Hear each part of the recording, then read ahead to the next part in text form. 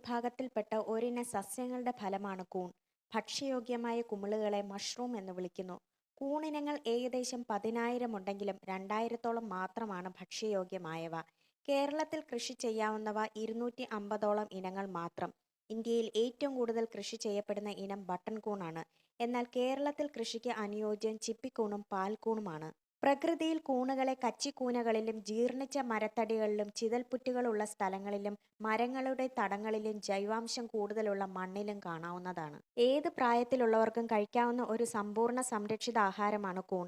ഇനം, വളർച്ചാഘട്ടം, കാലാവസ്ഥ, ഉപയോഗിക്കുന്ന ജൈവാവശിഷ്ടം എന്നിവയെ ആശ്രയിച്ച് കൂണിന്റെ പോഷകാഹാര മൂല്യം വ്യത്യാസപ്പെട്ടിരിക്കുന്നതായി പഠനങ്ങൾ തെളിയിക്കുന്നു. കൂൺ മാംസ്യം, ഭക്ഷ്യനാരുകൾ, വൈറ്റമിനുകൾ, ധാതുലവണങ്ങൾ എന്നിവയുടെ കലവറയാണ്. കൂണുകൾക്ക് കലോറി മൂല്യം വളരെ കുറവും കൊളസ്ട്രോൾ രഹിതവുമാണ്. കൂൺ മനുഷ്യന്റെ രോഗപ്രതിരോധ ശക്തിയെ വർദ്ധിപ്പിക്കുന്നു, ക്യാൻസറിനുള്ള സാധ്യത കുറയ്ക്കുന്നു. ഭക്ഷ്യയോഗ്യമായ മിക്ക കൂണുകളും പ്രോസ്റ്റേറ്റ് ബ്രസ്റ്റ് ക്യാൻസറുകളെ തടക്കുന്നതായി പഠനങ്ങൾ തെളിയിച്ചിരിക്കുന്നുണ്ട്. റേഡിയോ കീമോതെറാപ്പികളുടെ പാർശ്വഫലങ്ങൾ കുറയ്ക്കാനും ഇവയ്ക്ക് കഴിവുള്ളതായിട്ട് പറയപ്പെടുന്നു. രക്തത്തിലെ ഗ്ലൂക്കോസിന്റെ അളവിനെ കുറയ്ക്കാൻ ചിപ്പിക്കൂണുകൾക്കും കഴിവുണ്ട്. ബട്ടൺ കൂണിന്റെ ഉപയോഗം ഇൻസുലിന്റെ ഉൽപ്പാദനം കൂട്ടുന്നതായിട്ട് കണ്ടെത്തിയിട്ടുണ്ട്. പ്രമേഹം, ഉയർന്ന രക്തസമ്മർദ്ദം, കൊളസ്ട്രോൾ എന്നീ ജീവിതശൈലി രോഗങ്ങൾക്ക് കൂൺ ഒരു പ്രതിവിധിയാണ്. വൈറസ്, ബാക്ടീരിയ, കുമിൾ എന്നിവ കൊണ്ടുണ്ടാകുന്ന പല രോഗങ്ങൾക്കും കൂൺ ഉപയോഗം തടയിടുന്നു. ശരീരത്തിലെ രോഗകാരികളായ തന്മാത്രകളുടെ നശീകരണം, നീർവീഴ്ച കുറയ്ക്കുക എന്നീ കഴിവുകൾ കൂണിനുണ്ട്.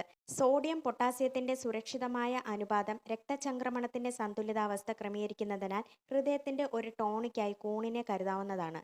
കരൾ, കിഡ്നി എന്നിവ സംരക്ഷിക്കുന്നതായി കാണപ്പെടുന്നു. ശ്വാസകോശ രോഗങ്ങളെ പരിഹരിക്കുന്നു, വിളർച്ചയെ തടയുന്നു. നല്ല മാനസികാവസ്ഥ നിലനിർത്തുവാനും കൂൺ സഹായകരമാണ്.